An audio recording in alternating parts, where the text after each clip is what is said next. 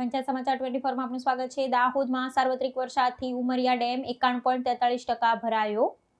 ડેમની જળ સપાટી 279.50 મીટરના સ્તરે પહોંચી। દાહોદ જિલ્લામાં ચાલુ ચોમાસાની સિઝનમાં નોંધાયેલા સાર્વત્રિક અને સંતોષકારક વરસાદને પરિણામે સ્થાનિક જળાશયોમાં નવા નીરની વિપુલ આવક થઈ રહી છે।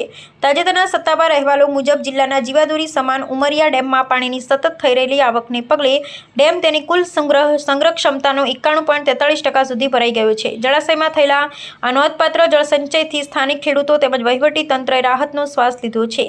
સિંચાઈ વિભાગ દ્વારા પ્રાપ્ત આંકડાકીય માહિતી અનુસાર ઉમરિયા ડેમની મહત્તમ જળ સપાટી 280 મીટર નિર્ધારિત કરવામાં આવેલી છે, જેની સામે ઉપરવાસમાંથી સતત વહી રહેલા વરસાદી પાણીના પ્રવાહને કારણે હાલમાં ડેમની સપાટી 279.50 મીટરના સ્તરે પહોંચી ગઈ છે। ડેમ તેની ભયજનક સપાટીથી માત્ર અડધો મીટર જેટલો જ દૂર હોવાથી ને હજુ પણ પાણીની આવક યથાવત હોવાથી ડેમના જળસ્તરમાં સતત વધારો નોંધાઈ રહ્યો છે।